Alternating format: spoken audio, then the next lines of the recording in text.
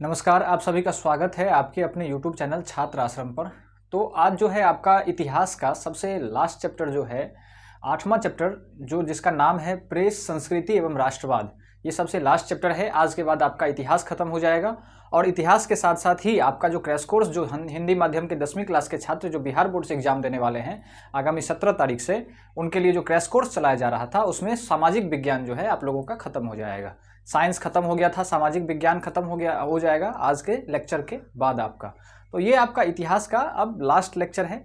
जिन्होंने अभी तक जो है एसएस में यानी सामाजिक विज्ञान में टाइम नहीं दिया है, तो अभी के टाइम में वो क्या होंगे, घबराए होंगे कि कैसे हम पास करेंगे, इसमें कैसे मार्क्स लाएंगे। क्योंकि जितना समय आप साइंस को दिए हैं, मैथ को दिए हैं, उतने ही के बराबर में ये भी आपका जो है 100 मार्क का ही है। 100 मार्क का आपका साइंस है तो 100 मार्क का सोशल साइंस यानी सामाजिक विज्ञान भी है। तो इसको विद्यार्थी बहुत कम समय देते हैं या उस तरह से पढ़ाई नहीं करते हैं, इसमें मार्क्स कम आते हैं विद्यार्थियों के। तो जो है इसमें क्या करना है, अभी से जो है अगर आपको लग रहा है कि हमने कुछ नहीं पढ़ा, तो बस आप इसको क्या करिए, ये जो इतना नोट्स है उसको बढ़िया से समझ करके लिख करके और रिवाइज कर लीजिए। इससे क्या होगा, जो भी आपका सब्जेक्टिव क्वेश्चन आएगा या ऑब्जेक्टिव वो आराम से बन जाएगा। क्योंकि अब आपके एग्जाम में कुल टोटल मिला करके 15 दिन है, 15 दिन से कम ही है, क्योंकि आप एग्जाम के सेंटर की तरफ जाएंगे उसमें भी समय आपका बर्बाद होगा। जहां आपका सेंटर पड़ा होगा वहां पर जाएंगे तो आप मुश्किल से 14 दिन मान के रखिए वो बचा हुआ है। तो जो विद्यार्थी अभी तक मान लीजिएगा अभी भी कुछ नहीं पढ़े हैं या डर लग रहा है उनको कि हम फेल कर जाएंगे या कुछ कर जाएंगे, तो अभी भी समय है, अभी भी आपके पास समय है। आप ये 13-14 दिन के पढ़ाई में जो है अपने आप को बढ़िया से क्या कर सकते हैं, बैकअप कर सकते हैं।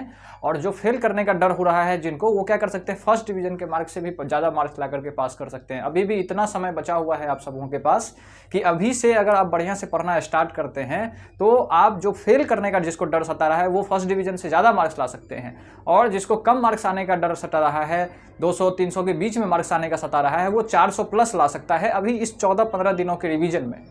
तो इस 14-15 दिन के टाइम को बढ़िया से आप यूज़ करिए। और अगर आप क्या करते हैं, लॉन्ग में मत घुसिए। अभी के टाइम में आप पूरे नोट्स को या पूरे चैप्टर को लाइन बाय लाइन पढ़ने का टाइम नहीं है आपके पास। अगर आपने शॉर्ट नोट्स नहीं बना, शॉर्ट नोट्स अगर बनाया है तो बस उसी को रिवाइज करिए। जो टॉपर का स्ट्रेटजी है वो अभी जो भी टॉपर होगा, जो बढ़िया स्टूडेंट होगा, वो शॉर्ट नोट्स बना लिया होगा, उसी को रिवाइज कर रहा होगा। अगर नहीं बनाए हैं, अगर आप शॉर्ट नोट्स नहीं बनाए हैं या शॉर्ट नोट्स बनाने में बच्चों को बहुत ज़्यादा दिक्कत होती है, वो क्या करते हैं, शॉर्ट नोट्स बनाने में उनको लगता है कि उसमें इंपॉर्टेंट चीज़ों को लिखा जाता है जो एग्जाम में आने वाला है, उसमें विद्यार्थी को सारा का सारा लगता है कि इंपॉर्टेंट ही है, वो शॉर्ट नोट्स नहीं बना पाते हैं, वो बहुत बड़ा लॉन्ग नोट्स बन जाता है। फिर से उनका जो पुराना वाला नोट्स है वही नोट्स छप जाता है, तो विद्यार्थी जो है परेशान होते हैं। तो उसके लिए जो है आप इस तरह के, इसी को शॉर्ट नोट्स कहा जाता है। इस तरह से अगर आप 1 से 2 पन्ना के बीच में बना करके रखे हुए हैं तो यही शॉर्ट नोट्स है। अगर नहीं बनाए हैं तो आपके पास ये बना हुआ शॉर्ट नोट्स है, इसी को उतारिए और रिवाइज करते चलिए। तो जो है अभी से आप बिना डिमोटिवेटेड हुए, कोई हताशा नहीं आने देना है मन में। अब आप इस 14-15 दिनों को, सबको इतना हताशा होता है, सबके टाइम में जो भी टॉपर से टॉपर बच्चा होगा, जो बढ़िया पढ़ने वाला लड़का होगा, उसको भी उतना ही निराशा, अभी हताशा हो रहा होगा कि क्या होगा नहीं होगा। तो आप इस चीज़ को दूर करिए और एकदम पूरे पावर के साथ अभी क्या करिए, रिवाइज करिए, पढ़ाई में ध्यान दीजिए। जो भी विद्यार्थी जैसे डर हो रहा है कि क्या होगा नहीं होगा, वो अच्छे मार्क्स से क्या करेंगे, पास करेंगे। एक ही शर्त है कि अगर आप अभी से पढ़ना स्टार्ट करेंगे, रिवाइज करते रहेंगे चीज़ों को तब। तो चलिए, ये आपका जो है अगला लेक्चर है, ये 8वां चैप्टर है इतिहास का, प्रेस, संस्कृति एवं राष्ट्रवाद। ये मतलब प्रेस से रिलेटेड है। प्रेस का राष्ट्रवाद में क्या महत्व था। प्रेस मतलब होता है पेपर, अखबार जो देखते हैं आप, सुबह सुबह अखबार आता है वो प्रेस में ही छप करके आता है।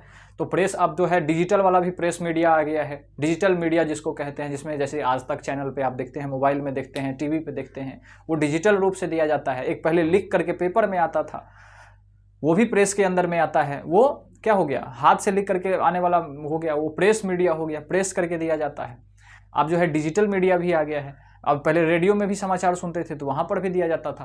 तो ये प्रेस का माध्यम है, मतलब कि लिख करके जो है कंटेंट को सुबह सुबह जो भेजा जाता है उसी को हम लोग प्रेस कहते हैं। या अगर सुबह सुबह जो आपको टीवी पर न्यूज़ सुनते हैं तो उसको कहते हैं। तो उस चीज़ का जो है राष्ट्रवाद पर क्या असर पड़ा, प्रेस का राष्ट्रवाद पर क्या असर पड़ा, बहुत बड़ा असर पड़ा। प्रेस के ही माध्यम से जो है, अखबार के ही माध्यम से लोगों को क्या किया जाता था, सूचना दिया जाता था कि कल कहाँ पर हम क्या करेंगे। हर आदमी का, हर राष्ट्रवादी नेता का अपना अपना अखबार था, गांधी जी का भी अपना अखबार था।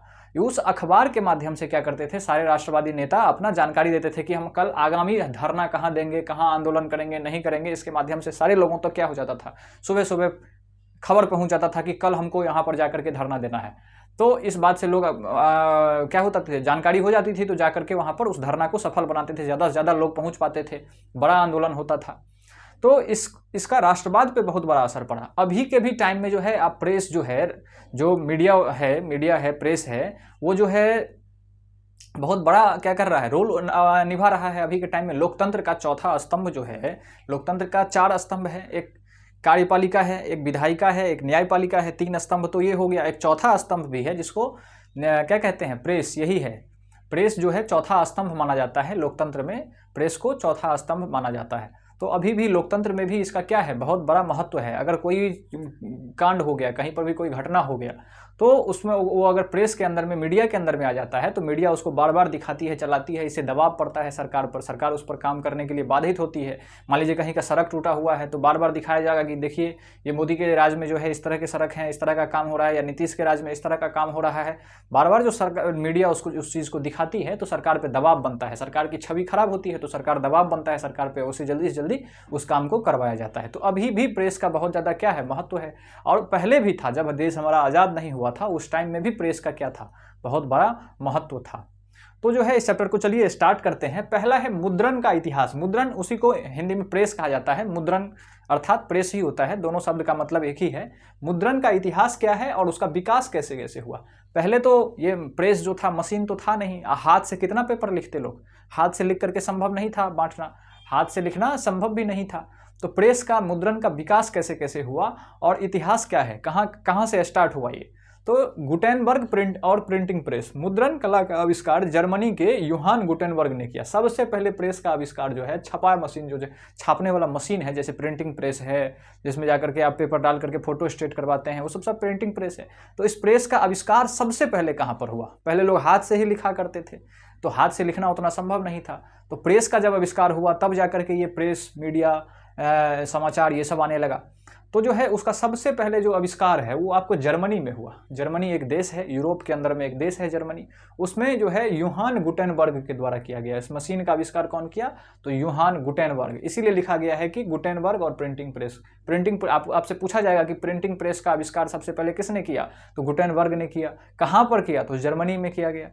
तो ये वाली बात आपसे पूछी जा सकती है। उन्होंने 1448 में पहली मुद्रित पुस्तक बाइबल छापी। छापने वाला मतलब प्रिंटिंग प्रेस वाला मशीन बनाया, छापने वाला मशीन बिजली वाला नहीं था, हाथ वाला ही था, हाथ से ही छापा जाता था। तो उसे बनाया गया और सबसे पहले 1448 में बनाया गया जर्मनी में गुटेनबर्ग के द्वारा। और इसमें जो है सबसे पहले जो छापा गया उससे बाइबल को छापा गया, क्योंकि ये जो बनाने वाले व्यक्ति थे वो यूरोपियन थे, सिख धर्म से, ईसाई धर्म से जो है रिलेटेड थे, ईसाई धर्म से रिलेटेड थे ये। तो ईसाई धर्म का सबसे बड़ा पुस्तक है बाइबल, जैसे हिंदू धर्म का सबसे बड़ा पुस्तक क्या है, गीता है, रामायण है, महाभारत है, इस तरह के बहुत सारे अनेक किताब हैं हमारे पास, महान महान, गीता है मान लीजिए। इसके बाद जो है सिख धर्म में भी बहुत बड़ा गुरु नानक क्या कहते हैं, वो जो गुरु ग्रंथ साहिब है वो सबसे बड़ा पुस्तक है। उसी तरह से ईसाई धर्म में जो है बाइबल है। तो सबसे पहले इन्होंने क्या छापा, बाइबल को छापा, कि बाइबल किताब को ही क्या करते हैं, छापते हैं, क्या रहेगा, बढ़िया रहेगा, बाइबल किताब ज़्यादातर लोगों तक पहुँचेगा। तो 1448 में जब इन्होंने आविष्कार किया तो सबसे पहले इसमें बाइबल नाम के किताब को क्या किया, छापा। इसके बाद भारत में कैसे आगमन हुआ इसका, ये तो जर्मनी में हुआ था, भारत में कैसे, तो भारत में आगमन हुआ इसका। भारत में प्रिंटिंग प्रेस 16वीं शताब्दी में पुर्तगालियों के माध्यम से गोवा पहुंचा। तो भारत में आने वाला सबसे पहला यूरोपीय कौन था, यूरोप के देश के लोग सब क्या करते थे, हमारे देश में व्यापार करने आते थे। आपको पहले भी इस बात की जानकारी दी गई है कि सबसे पहले के टाइम में जो है यूरोप के लोग हमारे देश में क्या करते थे, व्यापार करने आते थे। तो यूरोप में भी अलग अलग कंट्री से आते थे, फ्रांस से आते थे, इंग्लैंड से आते थे। इसके बाद जो है सबसे पहले जो आया हमारे देश में यूरोपियन जो व्यापार करने आया वो पुर्तगाली आया। तो पुर्तगाली आया तो पुर्तगालियों ने ही क्या किया, इस प्रिंटिंग प्रेस का प्रिंटिंग प्रेस को लेकर के आया। पुर्तगालियों ने ही इस प्रिंटिंग प्रेस को लेकर के आया। यहाँ पर कब लेकर के आया, तो 16वीं शताब्दी यानी 1500 ईस्वी के बाद, 1501 के बाद जो है आपका 16वीं शताब्दी स्टार्ट हो जाएगा। जैसे अभी के टाइम में क्या है, 21वीं शताब्दी है, यानी 2000 के बाद जो आया टाइम तो उसको 21वीं शताब्दी कहते हैं। उसी तरह से 1500 ईस्वी के बाद जो है 1501, 2 इसमें उसको 16वीं शताब्दी के अंदर में रखा जाता है। तो उस शताब्दी में जो है पुर्तगालियों ने भारत में सबसे पहले प्रिंटिंग प्रेस को लेकर के आया। कहाँ पर लेकर के आया, तो गोवा। गोवा जो है पुर्तगालियों का सबसे मेन अड्डा था। गोवा शहर को पुर्तगालियों ने ही बसाया था। वहाँ पर ये जो है प्रिंटिंग प्रेस लेकर के आए, यहाँ पर छापने का काम स्टार्ट किया। यहाँ पर भी छाप छाप करके लोगों को बाइबल पढ़ने के लिए दिया जाता था, उस धर्म के बारे में जानकारियाँ दी जाती थी लोगों को। तो ये लेकर के आए। वहीं से फिर धीरे धीरे सिलसिला बढ़ते बढ़ते लोग जो है इस मशीन को खरीद के अपना अखबार स्टार्ट कर देते थे, लोगों को पढ़ने के लिए अपना अखबार चलाते थे सुबह सुबह लोगों को। अभी के टाइम में भी इससे छप के आता है, जैसे हिंदुस्तान अखबार है, प्रेस में रात में छपता है, सुबह पहुंच जाता है। हिंदुस्तान है, दैनिक जागरण है, प्रभात खबर है, बहुत सारे ऐसे पेपर हैं जो अभी भी चल रहे हैं। तो यही सिलसिला बढ़ करके लोग जो है अखबार इससे छाप करके अपना सुबह सुबह जानकारी देने के लिए इसका काम करने लगे, अपना अखबार चलाने लगे। बहुत सारे राष्ट्रवादी नेता ने अखबार चलाया। तो जो है ये जो है भारत में आगमन इस तरह से हुआ। गोवा में पुर्तगालियों के द्वारा सबसे पहले लाया गया। पहला समाचार पत्र 1780 ईस्वी में जेम्स ऑगस्टस हिक्की ने बंगाल गजट प्रकाशन शुरू किया। तो सबसे पहले जो समाचार पत्र चलाया इस प्रिंटिंग प्रेस के माध्यम से छाप करके, सबसे पहला समाचार पत्र जो चलाया गया वो कौन सा चलाया गया? तो बंगाल गजट के नाम से जो है प्रकाशन किया गया। कब? तो 1780 ईस्वी में इस चीज़ का प्रकाशन किया गया। 1780 ईस्वी में सबसे पहला समाचार पत्र जो है हमारे भारत में, जो अभी भी सुबह सुबह जो आता है, वो सबसे पहले कब आया? तो 1780 ईस्वी में आया। अभी के टाइम में आपके घर में हिंदुस्तान आता होगा या प्रभात खबर जो भी आता होगा, उस टाइम में ये जो छापा गया था सबसे पहला 1780 ईस्वी में, उस टाइम में बंगाल गजट को छापा गया था। बंगाल गजट नाम का समाचार पत्र जो है सबसे पहले जो है भारत में स्टार्ट किया गया था। किसने किया था? तो जेम्स ऑगस्टस हिक्की ने। आपको ऑब्जेक्टिव्स के माध्यम से ये बात पूछा जा सकता है कि सबसे पहला समाचार पत्र किसने छापा था हमारे भारत में? तो जेम्स ऑगस्टस हिक्की ने। कौन से समाचार पत्र को छापा गया था? तो बंगाल गजट को। कब छापा, किस ईस्वी में छापा गया था? तो 1780 ईस्वी में। इस तरह से यहाँ से 3 से 4 क्वेश्चंस को आपको बना करके ऑब्जेक्टिव में पूछा जा सकता है। और अगर आप जानते हैं कि अगर आपका 80 मार्क्स का सोशल साइंस में क्वेश्चन आएगा तो उसमें क्या होगा, 40 मार्क का ऑब्जेक्टिव आएगा। 40 में भी डबल यानी 80 ऑब्जेक्टिव आएगा, जिसमें 40 बनाना है। तो अगर इस तरह से आपको याद है, इस तरह से आप रिवाइज किए हैं, तो आपका ऑब्जेक्टिव बहुत बढ़िया जाने वाला है और सब्जेक्टिव भी उसी के आधार पर आपका बढ़िया लिखा जाएगा। तो इसको आप बार बार लिखिए और रिवाइज करिए। अगला जो है भारतीय प्रेस की विशेषताएं। तो भारत में जो है देख लिया आपने भारत में कैसे प्रिंटिंग प्रेस आया, और प्रेस के माध्यम से पहला समाचार पत्र किसने और कब छापा। अब जो है प्रेस की विशेषता क्या क्या है, भारत में प्रेस की विशेषता क्या क्या है। तो इसके माध्यम से हमने आपको पहले बताया था कि राष्ट्रवाद को बढ़ाने में, देश के प्रति भावना को बढ़ाने में, देश को आज़ाद कराने में बहुत बड़ी मदद की इसने। तो इसकी बहुत ज़्यादा विशेषता है। देश में जो अंदर में कुरीतियाँ थी उस सबको हटाने में। तो देखिए पहला टॉपिक है राजा राम मोहन राय। इन्होंने भारतीय राष्ट्रवाद का जनक माना जाता है और राष्ट्रवादी प्रेस का संस्थापक माना जाता है। राजा राम मोहन राय को क्या किया जाता है? भारतीय राष्ट्रवाद का क्या माना जाता है? जनक। राष्ट्रवाद चैप्टर हमने आपको पढ़ाया था भारत में राष्ट्रवाद।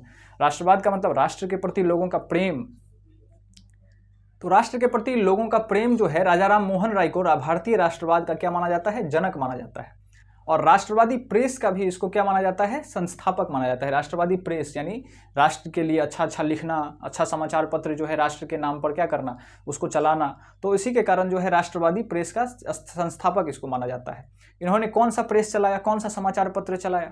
तो इन्होंने संवाद कौमुदी नाम का समाचार पत्र चलाया जो बंगाली में आता था, और मिरातुल अखबार जो फारसी ईस्वी में आता था। उस टाइम में फारसी भाषा बहुत ही ज़्यादा प्रचलन में था, क्योंकि मुसलमान जो हैं इधर अरब साइड के जो हैं, मुगलों का यहाँ पर बहुत दिनों तक क्या रहा, शासन रहा। तो मुगल का शासन रहा, तो उन्होंने क्या किया, फारसी भाषा में ही लोगों को पढ़ाई लिखाई ये सब ज़्यादातर करवाया।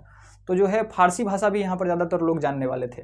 तो उन्हीं के चक्कर में जो है मिरातुल अखबार जो है चलाया गया, के माध्यम से समाज सुधार और राजनीतिक चेतना को जगाई। तो राजा राम मोहन राय जो है, उन्होंने राष्ट्रीय प्रेस का, भारतीय प्रेस का क्या माना जाता है? राष्ट्रवादी प्रेस का संस्थापक माना जाता है।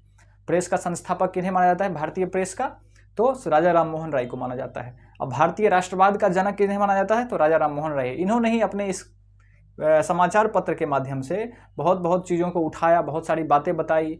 जो है इन्होंने समाज सुधार में भी बहुत ज़्यादा काम किया। समाज सुधार, जैसे पहले सती प्रथा था, अगर पति मर गया तो पत्नी को भी क्या किया जाता था? उसी आग में जला दिया जाता था।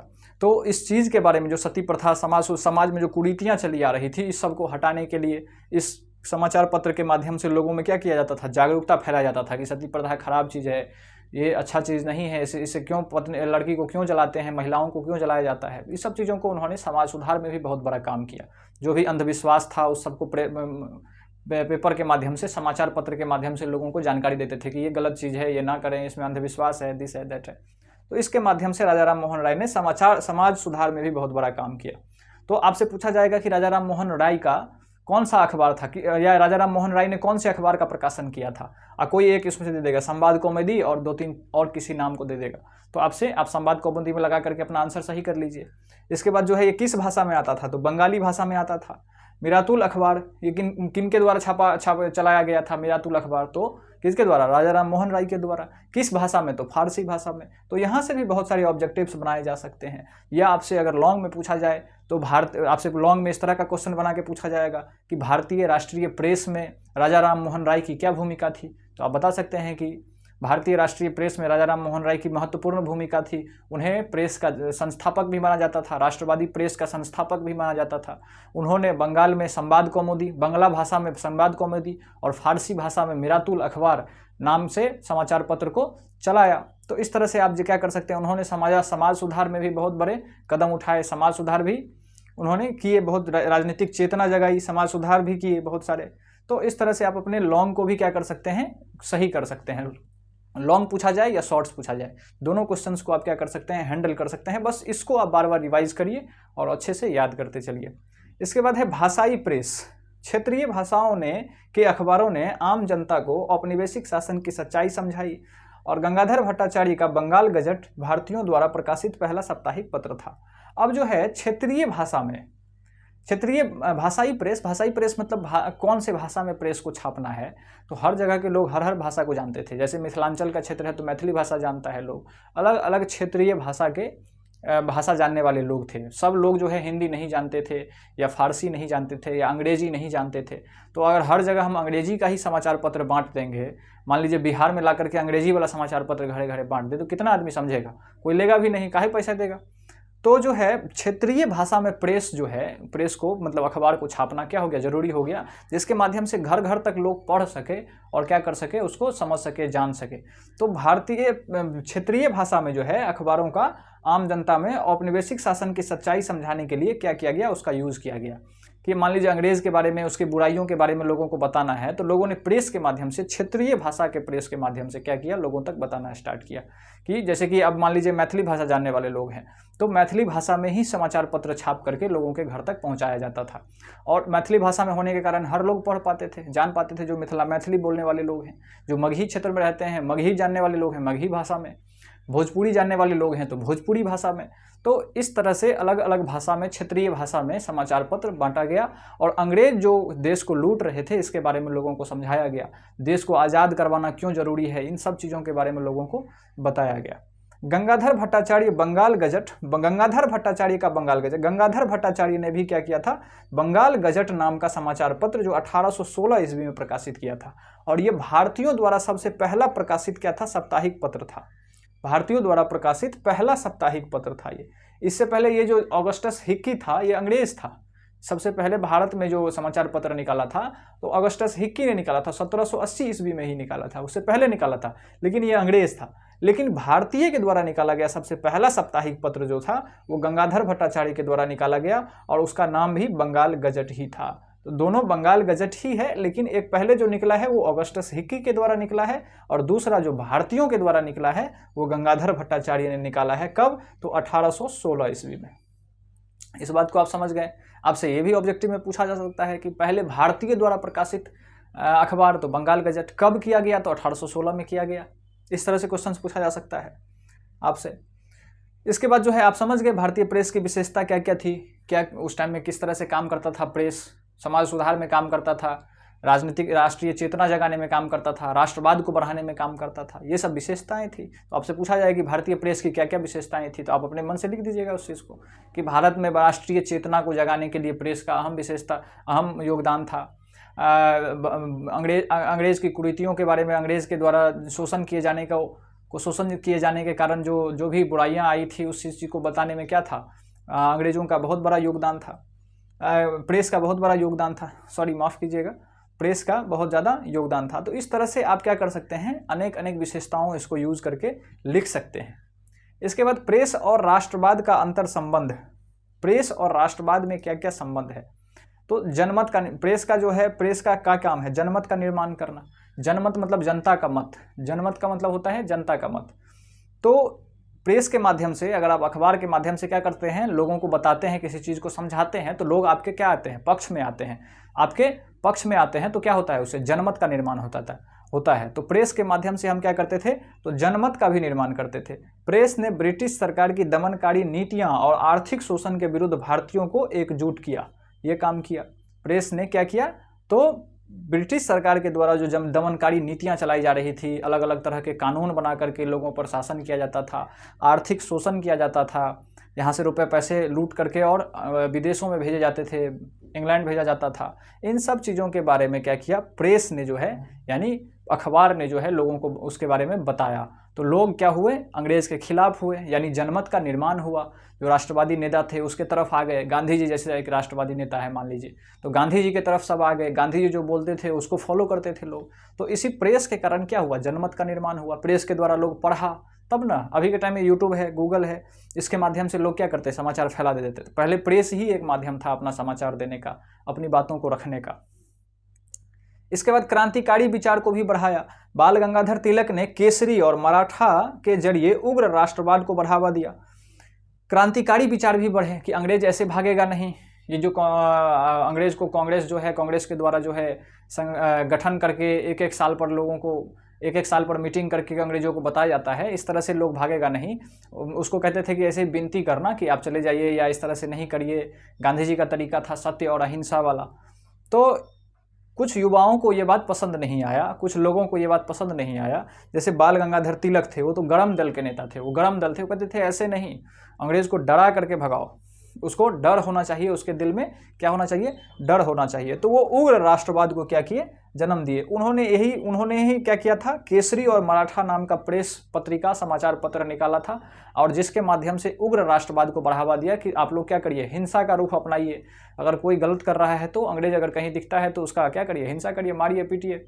तो इस तरह से उग्र राष्ट्रवाद को क्या दिया, बढ़ावा दिया।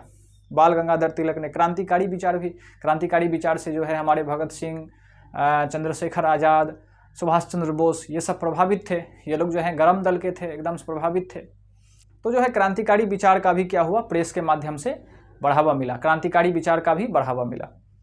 आगे जो है महात्मा गांधी ने यंग इंडिया और हरिजन के माध्यम से अहिंसक संघर्ष को संदेश दिया। वहीं गांधी जी जो थे वो नरम दल के थे, नरम दल के नेता थे, वो अहिंसा के माध्यम से काम करना चाहते थे, हिंसा को वो सपोर्ट नहीं करते थे। तो गांधी जी भी अपना समाचार पत्र निकाले थे, उसका नाम था यंग इंडिया और हरिजन, ये 2 पत्रिका निकाले थे। हरिजन मतलब हमारे जो SC ST समाज के लोग हैं उनके उत्थान के लिए, उनके लिए जो है हरिजन नाम का पत्रिका निकाला गया था। उनमें हरिजनों को कैसे रहना चाहिए, क्या करना चाहिए, नहीं करना चाहिए, इन सब चीज़ों के बारे में बताया जाता था।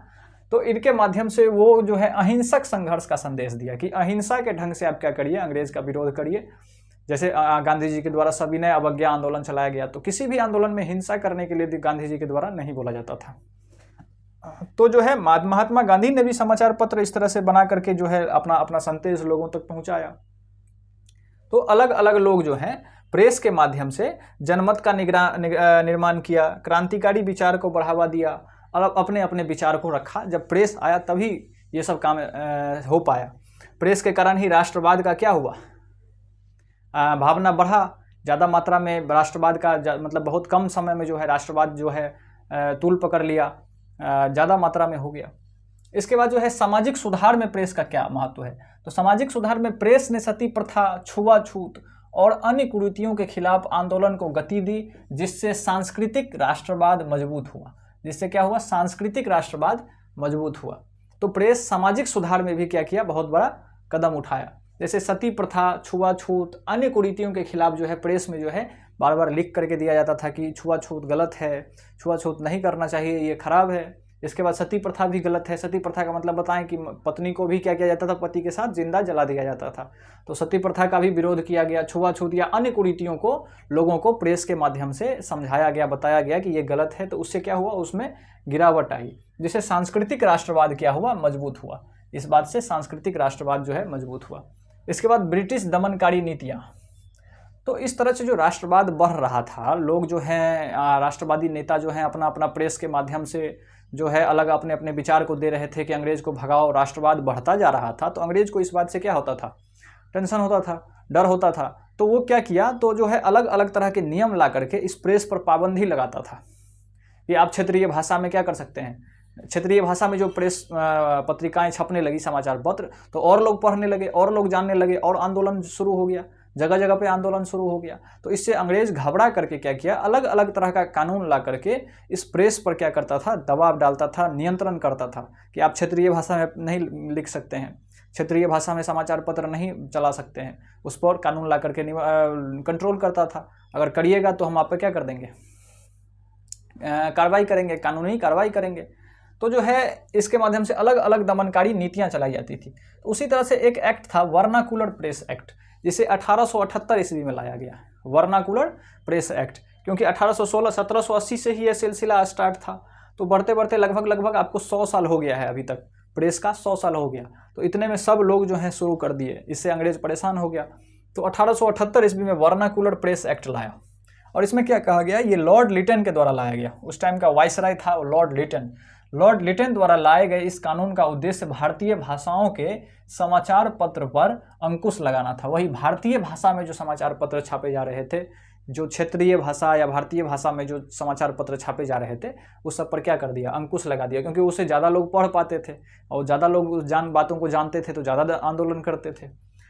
रातों रात अमृत बाजार पत्रिका, हमारी एक भारतीय भाषा में चलने वाली पत्रिका थी जिसका नाम था अमृत बाजार पत्रिका, ने इस कानून से बचने के लिए अपनी भाषा बंगाली से क्या कर ली, अंग्रेजी कर ली। ये बंगाली भाषा में छपता था। अब बंगाली भारतीय भाषा है, भारत में चलने वाली भाषा है, भारतीय भाषा है बंगाली, तो उसमें ये चलता था अमृत बाजार पत्रिका।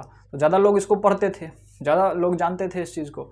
तो ये रातों रात क्या कर लिया, जैसे ही ये वर्नाकुलर प्रेस एक्ट आया कि आप भारतीय भाषा में नहीं छाप सकते हैं, सिर्फ और सिर्फ अंग्रेजी में ही छाप सकते हैं, तो इसने रातों रात अपना भाषा बदल लिया। अपना भाषा बदल करके अमृत बाजार पत्रिका बंगाली से अंग्रेजी में छापना स्टार्ट कर दिया रातों रात। मतलब समझिए एक रात में अपना सारा सिस्टम को चेंज कर दिया, अंग्रेजी में छापना स्टार्ट कर दिया। तो अपनी भाषा बंगाली से क्या कर लिया, अंग्रेजी में बदल ली। तो ये बात पूछा जा सकता है कि अमृत बाजार कौन सी ऐसी पत्रिका थी जो रातों रात अपनी भाषा बंगाली से अंग्रेजी कर ली, तो अमृत बाजार पत्रिका था। या वर्नाकुलर प्रेस एक्ट कब आया, तो 1878 ईस्वी में आया। तो इतना पढ़ करके आप बहुत अच्छा क्या कर सकते हैं, एग्जाम में अपना एग्जाम दे सकते हैं, अपने एग्जाम को कर सकते हैं, अच्छा मार्क्स प्राप्त कर सकते हैं। तो ये हो गया आपका वर्नाकुलर प्रेस एक्ट। इसके माध्यम से समझ गए कि इस एक्ट के माध्यम से भारतीय भाषा के में जो छापा जाने वाला समाचार पत्र था उस पर रोक लगा दिया गया। अगला है प्रेस की मुक्ति। तो फिर जो है अगला बार जो है प्रेस की मुक्ति, तो प्रेस की मुक्ति जो है चार्ल्स मेटकाफ को भारतीय प्रेस का मुक्तिदाता कहा जाता है, क्योंकि उन्होंने 1835 में कड़ी प्रतिबंधों को हटाया था। इससे पहले भी प्रतिबंध लगा था प्रेस पर, लेकिन प्रेस पर जो है चार्ल्स मेटकाफ ने क्या किया, तो बहुत सारे प्रतिबंध को हटा दिया, बहुत सारे प्रतिबंध को हटा दिया और कहा कि आप आराम से छाप सकते हैं, अपने अपनी भाषाओं में छाप सकते हैं। तो इसीलिए जो है प्रेस का मुक्तिदाता किसको कहा जाता है, चार्ल्स मेटकाफ को कहा जाता है। तो आपसे ऑब्जेक्टिव में पूछेगा कि चार्ल्स क्या कहते हैं, प्रेस का मुक्तिदाता किसे कहा जाता है, तो चार्ल्स मेटकाफ को कहा जाता है। ये बात आप याद रखिएगा। क्यों, क्योंकि इन्होंने बहुत सारे प्रतिबंधों को हटा दिया था। तो प्रेस का मुक्तिदाता ये चार्ल्स मेटकाफ, आप याद रखिएगा इस चीज़ को। तो ये हो गया आपको अलग अलग दमनकारी नीतियाँ। अब कुछ बिहार, अगर आप बिहार बोर्ड के स्टूडेंट हैं तो बिहार में भी जो समाचार पत्र चल रहे थे उसके बारे में आपसे पूछा जा सकता है। आपके किताब में इस चीज़ का जानकारी दिया गया है, तो आपसे पूछा जा सकता है कि बिहार में प्रेस का विकास कैसे कैसे हुआ। तो बिहार के संदर्भ में बिहार बंधु 1874 ईस्वी में पहला हिंदी समाचार पत्र था। बिहार में सबसे पहला हिंदी भाषा में चलने वाला समाचार पत्र जो आया वो बिहार बंधु था, जो 1874 ईस्वी में आया। और कौन सा आया, तो बिहार बंधु। ये पूछा जाएगा, ये बीपीएससी यूपीएससी में भी बहुत सारे एग्जामों में पूछा जाता है। तो जो है सबसे पहले हिंदी भाषा में, बिहार में हिंदी भाषा में बनने चलने वाला समाचार पत्र कौन सा था, तो बिहार बंधु था। इस बात को आप याद रखिएगा, आपसे भी पूछा जाएगा ऑब्जेक्टिव में, पक्का यही पूछा ही जाएगा। तो इसको जितना जल्दी आप रिवाइज करेंगे उतना ज़्यादा आप क्वेश्चन सही कर पाएंगे।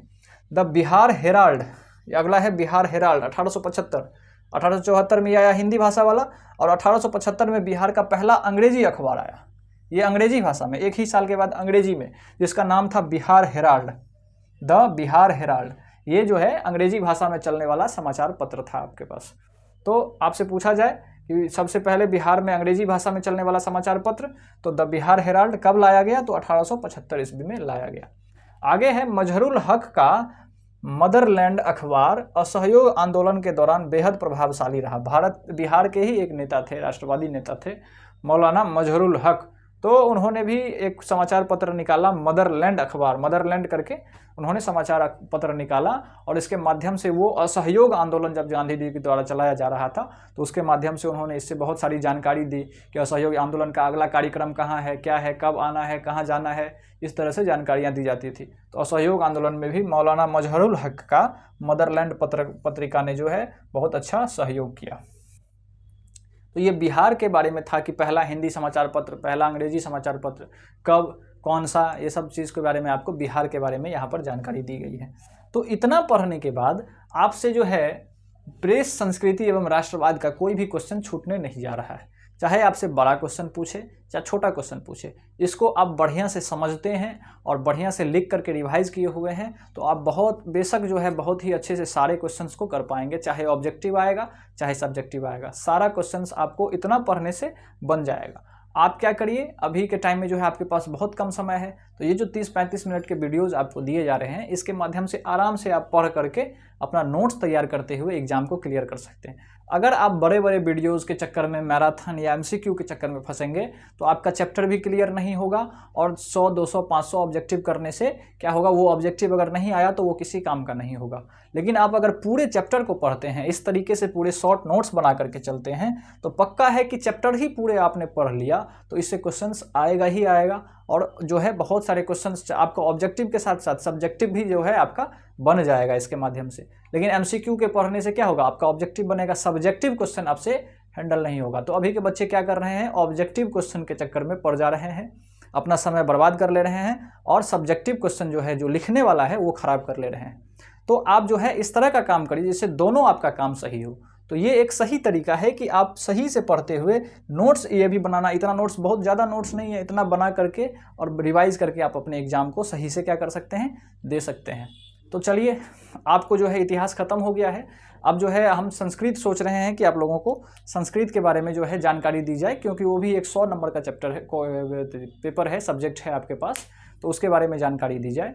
तो देखिए अगला क्या आता है। आप जो आज जो है इतिहास आपका ख़त्म हो गया, तो आप चैनल को सब्सक्राइब कर लीजिए, आपको बहुत ही ज़्यादा यहाँ से फ़ायदा होने वाला है, और सही जेन्युइन फ़ायदा होने वाला है आपको जो है। तो चैनल को सब्सक्राइब कर लीजिए, अगर आप नए हैं, नए ज्वाइन किए हैं तो चैनल को सब्सक्राइब कर लीजिए। चलिए, धन्यवाद।